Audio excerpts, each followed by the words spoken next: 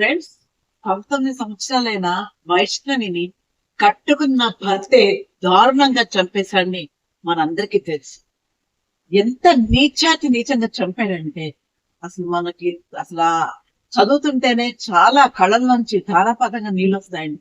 ఎందుకంటే అమ్మాయి ఉత్తి మనిషి కూడా కాదు, ప్రెగ్నెన్సీ అమ్మాయిని ఎంత దారుణంగా నిద్రపోతున్నప్పుడు అంత దారుణంగా చంపాల్సిన అవసరం ఏముందండి. అసలు అండి, ఈ హరిబాబు మొదటి నుంచి వాడిని అసలు హరిబాబు అనే కన్నా ఒక నీచుడు అన్నానండి. వాడికి అది కరెక్ట్ పేరు. ఎందుకంటే పాపం ఈ అమ్మాయిని ప్రేమించానని, ఈ అమ్మాయిని పెళ్లి చేసుకోబోతే నేను చచ్చిపోతానని వాళ్ళ ఇంట్లో వాళ్ళని నమ్మించాడు.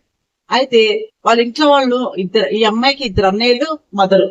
అయితే పాపం ఫాదర్ ఎవరైనా ఏమనుకుంటారంటే, మనం ప్రేమించిన దానికన్నా మనల్ని ప్రేమించే వాళ్ళు దొరికితేనే ఎక్కువ జీవితంలో సుఖపడతాం అనేది అందరూ అనుకుంటూ ఉంటారు. అది సాధారణం. అలాంటిది ఈ అబ్బాయి ఇంత ప్రేమిస్తున్నాడు. పాపం మా అమ్మాయిని పెళ్లి చేసుకుంటే లోకల్ గానే ఉంటుంది, మా అమ్మాయిని ఎప్పుడు కావాలంటే అప్పుడు చూసుకోవడానికి బాగుంటుందని తల్లి అనుకుంది. అలాగే అన్నతమ్ములు కూడా కష్టం వచ్చినా సుఖం వచ్చినా మా సిస్టర్ కి మేము తోడుగా ఉండొచ్చు అని చెప్పేసి వాళ్ళు కూడా ఇష్టపడి, ఈ అమ్మాయికి పాపం యాక్చువల్ గా పెళ్లి చేసుకోవాలి లేదు, పెళ్లి మీద వ్యామోహం లేదు. ఇప్పుడే నాకు పెళ్లి ఏంటి మమ్మీ, నాకు ఇంకా 19 years కదా, ఇంకా నేను బాగా కొంచెం వయసు వచ్చిందా చేసుకుంటానన్నా, లేదమ్మా నువ్వంటే చాలా ఇష్టపడుతున్నాడు అబ్బాయి, నువ్వంటే ఇష్టపడమని చేసుకుంటూ నువ్వు ఎంతో సుఖపడతావు, ఎప్పటికైనా పెళ్లి జరగాల్సిందే కదా అని అమ్మాయిని పాపం కన్విన్స్ చేసి ఈ అన్నదమ్ములు తల్లి కలిసి పెళ్లి చేశారు. పెళ్లి చేసిన తర్వాత కొన్ని రోజులు బానే ఉన్నారు. అమ్మాయికి కొద్దో గొప్ప పాపం ఒక్కతే కూతురని కొంత ఆస్తి ఇచ్చారు. ఈ అబ్బాయి ఎంత నీచుడు అంటే, మొత్తం నీచి కూడా ఈ అమ్మాయికి డాక్టర్ ఇన్వెస్టిగేషన్ తెలిసింది ఏంటంటే ఇది 2nd ప్రెగ్నెన్సీ అని. ఫస్ట్ ప్రెగ్నెన్సీ రావడం ఎవరైనా అండి అసలు ఆ ప్రెగ్నెన్సీ వచ్చిందంటేనే ఒక ఆనందంగా ఫీల్ అవుతారు. ఎందుకంటే ఒక ప్రాణి పోతే ఏడుస్తారు కానీ ఇంకో ప్రాణి కొత్తగా ఇంట్లోకి వస్తుందంటే ఎవరైనా హ్యాపీగా ఫీల్ అవుతారు. అలాంటిది ఈ అబ్బాయి వద్దు, ప్రెగ్నెన్సీ వద్దు, నువ్వు కనొద్దు అని చెప్పేసి అమ్మాయితో గొడవ పెట్టుకుని కడుపు తీయించేసాడు. పోనీ అమ్మాయి కూడా కొంచెం బుర్ర ఉపయోగించాలని, అమ్మాయి సోషల్ మీడియా యూట్యూబ్ కదా, కొంచెం పాపం 19 years మొలంచి అమ్మాయికి అంత ఆలోచన రాలేదేమో.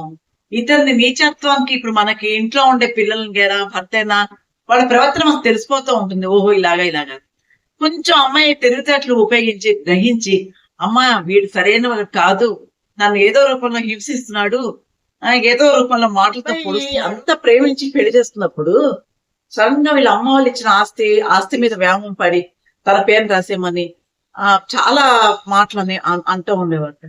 తప్పు కదండి. అంత ప్రేమించినప్పుడు డబ్బు కోసం కాదు కదా. అమ్మాయి పాపం యూట్యూబరు, మంచి పేరుంది, అలాంటప్పుడు చెప్పంతా తన పేరు రాసేమని రోజు గొడవ పెడుతూనే ఉండేవాట. ఇప్పుడు అంత ప్రేమించి పెళ్లి చేస్తున్నప్పుడు డబ్బుకి ఇంపార్టెన్స్ ఇవ్వకూడదు కదండి. అందులో అమ్మాయి కట్టుకున్న భార్యకి ఎంతో ఎఫెక్షన్ గా చూడాలి కదా. ప్రేమించి పెళ్లి చేస్తున్నప్పుడు వాళ్ళ చూడడానికి అంతా బానే ఉన్నట్ట, పక్కన తల్లిదండ్రులు ఉంటారు, అందరూ ఉన్నారు, మరి సడన్ గా ఎందుకు మరి ఈ అబ్బాయికి ఇంత అసలు చండాలమైన ఆలోచన వచ్చిందో నాకైతే అర్థం కావట్లేదు. అయితే ఈ స్కూల్లో మనం ఇప్పుడు పక్కన స్కూల్, చిన్న స్కూల్స్ కే ఈ స్కూల్ మంచిదా ఆ స్కూల్ మంచిదా అని ఓ 10 మంది ఈ స్కూల్ మంచిదంటే ఇంకా మంచిదన్నా జరుగుతుందేమో అని స్కూల్స్ గురించి ఎదుగుతూ ఉంటాం. అలాంటి జీవితం అండి ఇది. ఎంత అబ్బాయి చచ్చిపోతానో ఈ అమ్మాయి పెళ్లి చేసుకోకపోతే అన్నప్పటికి కూడా కొంతవరకు పేరెంట్స్ కూడా ఆలోచించాలి. ఎందుకంటే ఏంటి మా అమ్మాయికి అంత ప్రేమించాడా, మేము అంత వీళ్ళు కూడా మధ్యతరగతి మనుషులే, అంత కోటీశ్వర్లే కాదు. అలాంటప్పుడు ఈ అమ్మాయి వాళ్ళ పెద్ద క్వాలిఫికేషన్ అంటే కాదు. ఇలాంటివన్నీ మనం ప్రతి తల్లిదండ్రులు కూడా సంబంధం వచ్చింది కదా, బాగా ఇష్టపడుతున్నారు కదా అని చేసేకూడదండి. ఇలాంటి దారుణాలు జరుగుతూ ఉంటాయి. మనం కూడా కొంతవరకు ఆలోచించాలి. ఇప్పుడు మన చీర బాగాలేకపోతే ఇది ఈ రంగు బాగాలేకపోతే నెక్స్ట్ ఇంకో కలర్ నెక్స్ట్ టైం తీసుకోవచ్చు అనుకుంటాం. భర్త విషయంలో అలా కాదు కదండి. ఒకటే భర్త చచ్చిపోయే వరకు. అలాంటప్పుడు ఎంతో జాగ్రత్తగా ఒక అమ్మాయి పెళ్లి చేసామంటే అమ్మాయి చాలా హ్యాపీగా ఉందా లేదా అని మనం చూసుకోవాలి. ఎప్పుడైనా కొంచెం అల్లుడు బిహేవియర్ తేడాలు, ఇంత నీచుడికి ఈ మధ్యకాలంలో తేడాలు వస్తూనే ఉంటాయి. ఫోన్లే పాపం కోపంగా ఉన్నాడేమో అల్లుడు, తర్వాత వాళ్ళే సర్దుకుపోతారని అనుకున్నారేమో మరి పేరెంట్స్ కూడా. కానీ ఇంత దారుణంగా ఈ అమ్మాయిని పాపం నిద్రపోతున్న అమ్మాయిని ఇంత దారుణంగా అసలు తలకాయ పగలగొట్టి, ఇంత అవసరమా అండి పాపం. ఇష్టం లేకపోతే నీతో నాకు కాపురం చేయడం ఇష్టం లేదు, నీ అభిప్రాయాలు నా అభిప్రాయాలు కలవలేదు, వెళ్ళిపో అంటే అమ్మాయి వెళ్ళిపోయేది కదా పాపం. అమ్మాయి లైఫ్ అమ్మాయి చూసుకునేది. ఇప్పుడు పంపించకుండా దారుణంగా కడుపుతో ఉన్న పిల్లని పాపం, అందులో ఆ రోజు జ్వరం కూడా ఉందటండి పాపం. అంత నీచంగా చంపాల్సిన విషయం ఏంటండి? అసలు నాకైతే అసలు మైండ్ బ్లాక్ అయిపోయింది. మరి మీకెలా ఉందో నాకు తప్పకుండా కామెంట్ సెక్షన్ లో పెట్టండి. ఇలాంటి ఘోరాలు జరగకూడదని నేను కోరుకుంటున్నాను. ఎందుకంటే ప్రతి తల్లిదండ్రులు కూడా ఎవరైనా సరే ఆడపిల్లకి పెళ్లి చేసేటప్పుడు ఒకటికి 100 సార్లు ఆలోచించి పెళ్లి చేయండి. ఎందుకంటే ఇది జీవితం.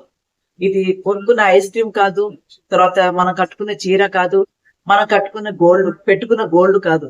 అవి ఇష్టం లేకపోతే మళ్ళీ మార్చుకుంటూ ఉండొచ్చు, లేకపోతే కొనుక్కోవడం ఆపేయచ్చు. కానీ భర్త అనేవాడు జీవితంలో ఒకసారే వస్తాడు కాబట్టి ఆలోచించి ఆ బాగా మంచి నిర్ణయం తీసుకుని ఉండాలని ప్రతి తల్లిదండ్రులు నేను కోరుకుంటున్నానండి.